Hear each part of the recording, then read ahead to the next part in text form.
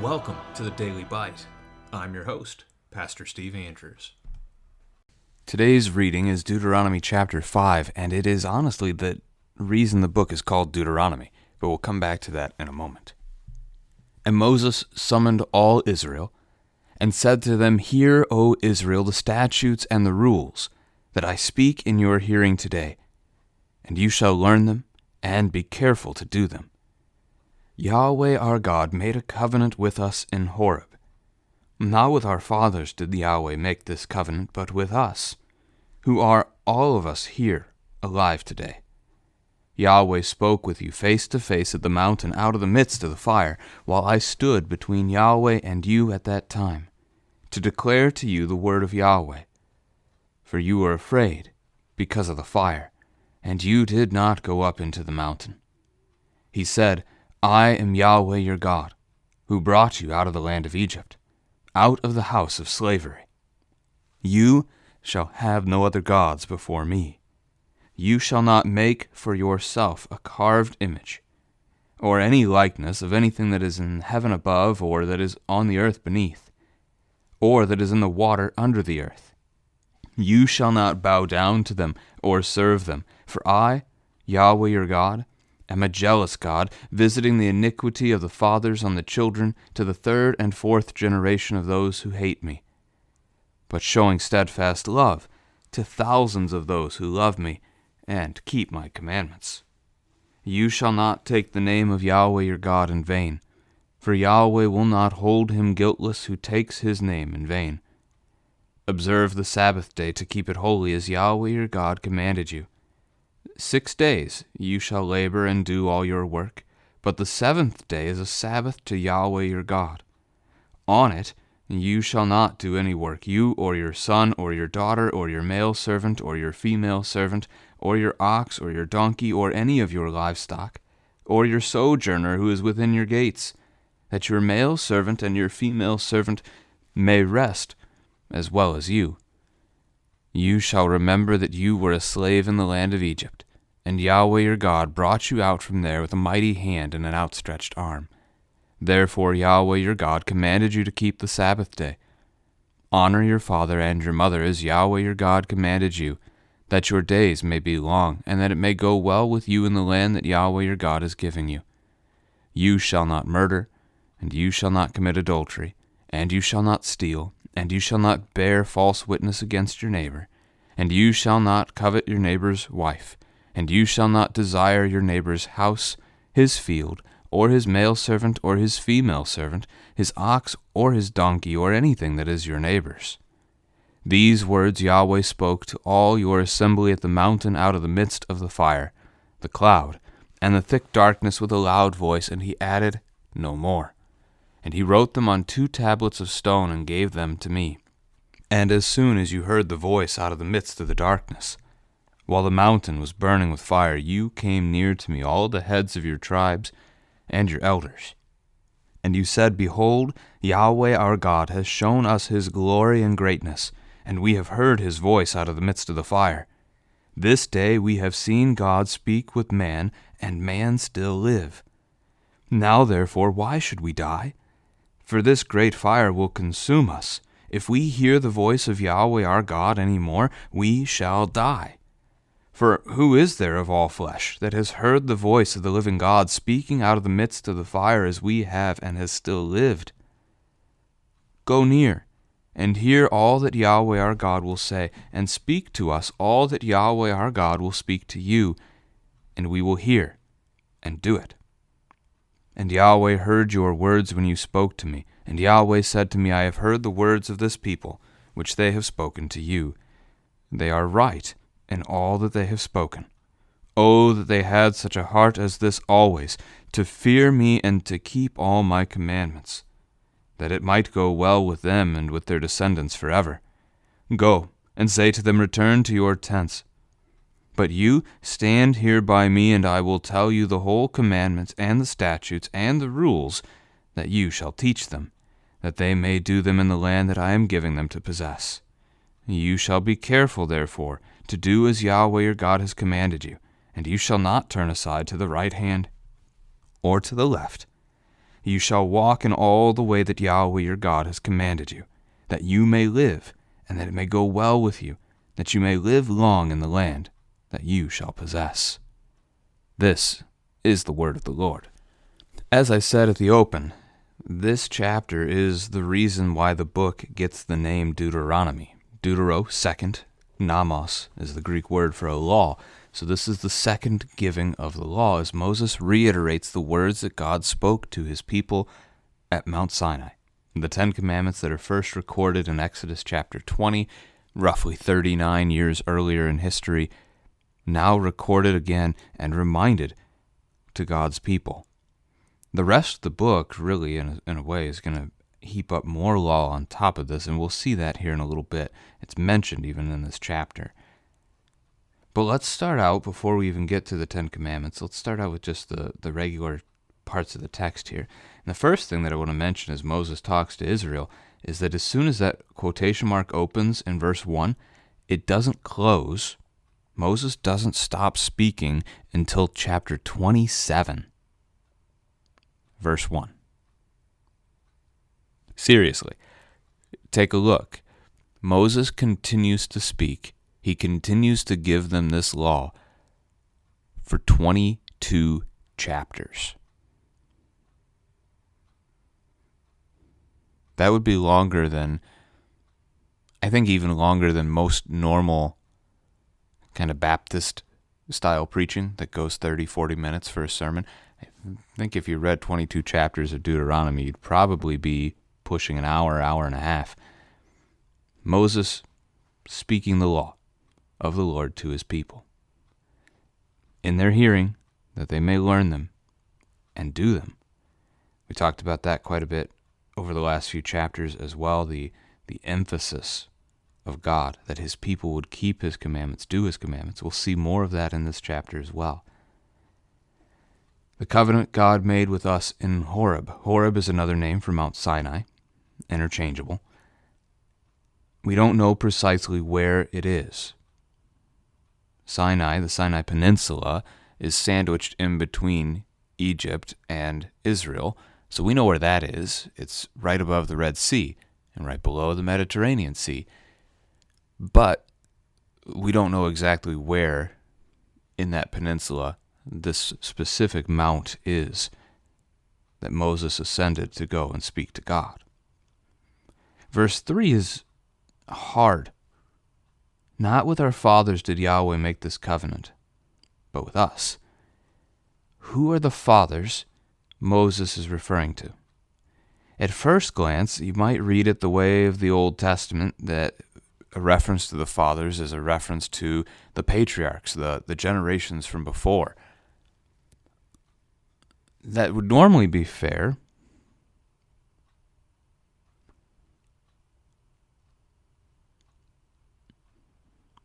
But here it simply specifies all of us here alive today. And this covenant was made with their fathers before them. So those men who are now men among them, 39 years later, they were perhaps just infants, or not even alive, when Moses ascended Sinai that first time. That generation, those who were adults there that day, they have died off. They do not get to inherit the promised land. That has been spoken. We've even seen it already in the first few chapters of Deuteronomy. They are no more. So this could be then the idea that the covenant is not for those men because they left it. And so the covenant no longer applies. They would have to enter it again.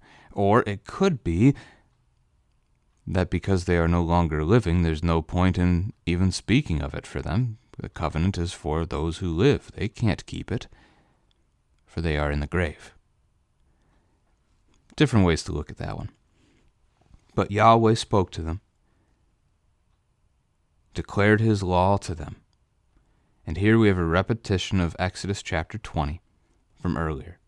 This is a great chance to review the Ten Commandments with your children. Help them to memorize them today if they haven't already. If they have them memorized, go ahead and throw a couple of quiz questions at them. Whatever you want to use. Which commandment is you shall not murder? Where do we learn that it's not good to lie? Which commandment is that? You can use things like that to kind of help them think their way through, walk their way through the commandments. And really, as you read each of these, you can even have a conversation about the command. So, as you read the first commandment, you shall have no other gods, how do we break this commandment? What does it look like to keep this commandment? And on some of these commands, you're going to get into the details of what Luther does. I think he does it really for commands 5 through 10 in his explanation of the commandments in the Small Catechism, where he focuses not just on the negative. It's not just don't kill your neighbor, but how do we help our neighbor's body? How do we help them in their physical need? It's an intriguing way to think through how we love our neighbor. And there's a lot of good to it. Very useful. I don't think I'm going to spend as much time today in the actual commands themselves as I am going to be kind of talking about around them. So I want to start with the ordering of the Ten Commandments. Why do we number them the way we do? The first thing to note is that we know that there are 10 of them. God himself specifically says it. We see it in Exodus 34, verse 28. We had it yesterday in chapter 4, verse 13, and we'll have it a week from now in chapter 10, verse 4 again. There are 10 commandments, but they're not actually numbered in the original Hebrew Old Testament text. Well, okay, we don't have necessarily the original Hebrew Old Testament text of this book, so I can't say it for certain that Moses hadn't scribbled numbers in the margin. But we don't have the stone tablets that God wrote them by hand upon that were stored in the Ark of the Covenant. So we have, over the history of the church, we've come up with a couple of different ways to number the 10 Commandments. And that's kind of what I want to share with you now. Many of you might be familiar with the idea that some other Christians, if you talk to them, their numbers are a little different than your own. So for us, we number them based on the tradition that was begun really with St. Augustine. The Roman Catholic Church holds to it, and the Lutherans primarily hold to it as well. And that verse 7 is the first commandment, no other gods. And that includes then verse 8. We skip to 11, you shall not take the name of the Lord your God in vain, for number 2. Sabbath day is 3. Those are the first table of the law, loving God, to put it in New Testament terms here. And then loving your neighbor is 4 through 10. Honor your father and mother, not murder, adultery, steal, false witness, coveting, and coveting. But again, not every Christian numbers them the same. Another early church father, a little before Augustine, named Origen, O-R-I-G-I-N, Origen numbered them a little differently. He's the one that had the tradition of numbering them, starting with you shall have no other gods as the first. And then for the second, you shall not make a carved image, a graven image, as I think you would probably normally hear it, thanks maybe to King James. And then the name of the Lord your God in vain would be 3, Sabbath day 4, honoring father and mother would start the second table of the law at 5. Murder 6, adultery 7, stealing 8, bearing false witness would be 9, and then both covetings would be 10. That tradition is the Eastern Orthodox and really most Protestant church bodies today. I want to point out 2 things. One, there's value to knowing this as we interact with other Christians. If they say that they think that you're breaking the 7th commandment, you're going to sit there and say, well, I didn't steal anything, when really they were talking to you about adultery. That you were being lustful, that they caught your eye wandering or something like that. To be able to recognize these differences does matter. I do think that they're onto something, that Origen is onto something, because as you look at the way for us, 9 and 10 are worded in Exodus chapter 20 and then here in Deuteronomy chapter 5, it's not the same order. We have commandment number 9 as you shall not covet your neighbor's house, which comes first in Exodus. And then you get wife, male servant, manservant, female servant, ox, donkey, anything that belongs to your neighbor. But here in Deuteronomy chapter 5, the wife is put first. The house comes after. So in Deuteronomy then we would have like 10a, followed by number 9, followed by 10b. So it would make a whole lot more sense to see our 9th and 10 commandments put together, understandably. Now, I want to present to you a third option. This is actually the Jewish way of numbering the commandments. So what we take and merge into one, you shall have no other gods, nor carved image, and what the other tradition merges into one, the 2 covenantings, the Jewish tradition merges both of those into one, which thus frees them up to have another, a 10th. Except for them it is not 10th. That extra one is first.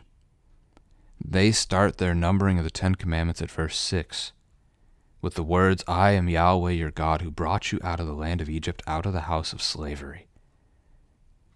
It is a great irony that the people who do not have the gospel, that the Jewish synagogues that missed the gospel of Jesus Christ, that cannot hear such good news, that even the law that they have starts with good news.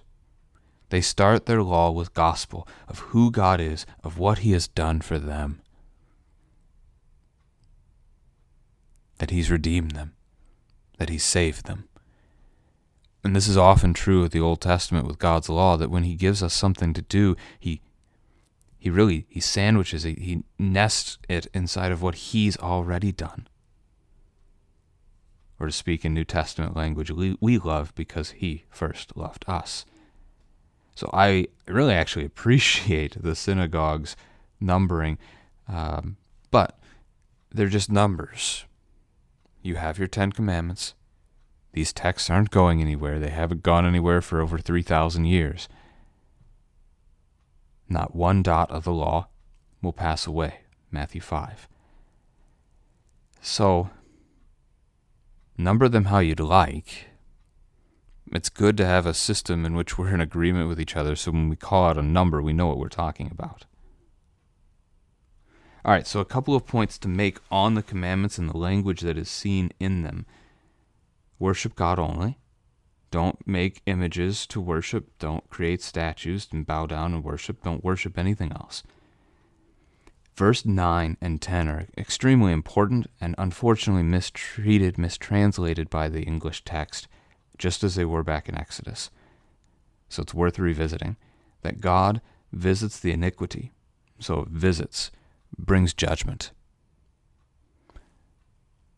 upon the children to the 3rd and the 4th generation of those who hate me. That sounds harsh, doesn't it? Verse 10 is meant to contrast that and to show us the beauty of God's character. His wrath and his justice and his judgment are great. But verse 10, he shows steadfast love to thousands of those who love me and keep my commandments. The number 1,000 in Hebrew is written the same way as the numbers 3 and 4 in the verse before it. If you're going to translate 3rd and 4th with the word generation, then you have to translate 1,000 with the word generation. It's not 3rd and 4th and then thousands. That misses the point entirely. To do so is unclear.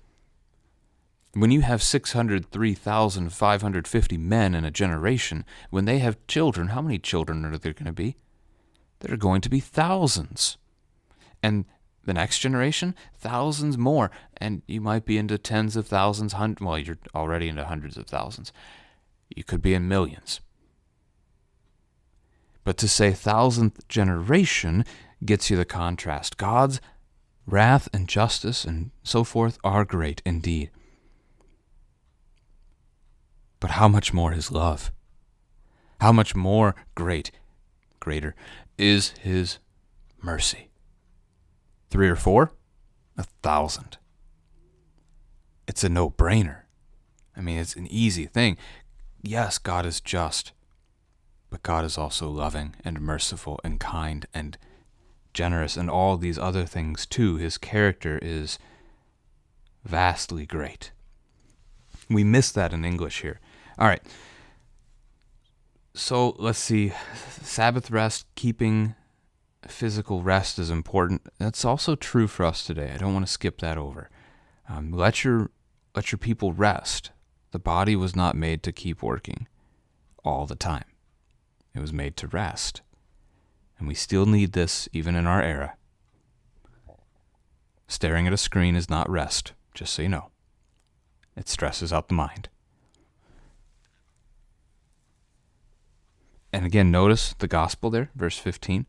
Let your slaves, let your people, your servants rest, because Yahweh your God brought you out of Egypt, where you were slaves. Gospel, and then he third uses of the law right after it. As I have treated you, so you treat them. Paul in Ephesians 6, verse 2 will point out that the fourth commandment, honor your father and mother, is the first command with a promise that Yahweh your God is giving you the promised land. It may go well with you. You may live long there. All right. So Moses records more of that event at first, down in verse 22. That paragraph, that they came to the mountain, they heard the voice of God, he wrote the commandments for them, he gave them the commandments, but that they recognized that they could not come into the presence of God and live.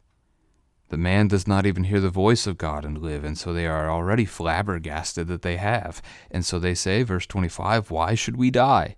This great fire will consume us. And so they send Moses. We can't listen, but you can. Taking this in best construction, they do seem to think he's coming back. They're not just sending him off to die in the fire. Go in here, and then speak to us. All that Yahweh our God will speak to you. And so he does. And God actually speaks to Moses, verse 28, and says they are right in all that they have spoken. Sinners cannot come before the holy God and live. The law is death. The exception is forgiveness in the ways of the old covenant. In the new covenant, in Jesus Christ, the exception becomes death, while the law, the norm, the rule, is forgiveness and life. Because in Christ your sins have been taken away, you can come into the presence of the holy God and live. There are still exceptions to that, like Ananias and Sapphira in the book of Acts, or the judgment day, for example, for those who have rejected that forgiveness. But forgiveness is the new basis, the new point of what God does for us, with us. So, finishing this out, Moses once again reiterates that the people would do what God has given them to do, not turning aside to the right or to the left. The picture here is of an animal plowing a field. What use is that animal who keeps wandering one way or another? Straight line. Do the work given to you. Or a man wandering on a narrow path. To walk off to the side, either direction, could be dangerous. Stay on the path. We might also consider this today with our digital world. How many of us have sat down at a computer or gotten onto a phone looking for one piece of information or one thing on a calendar, and all of a sudden, like a half an hour has gone by, and we don't even remember what we originally went to look for? There is danger in distraction. And there are multiple instances here in Deuteronomy where we're told not to forget the Lord our God. We are forgetful people. But the Lord is not. And he has made us a promise. There is a land, a paradise that awaits us. Thanks to Jesus. Amen.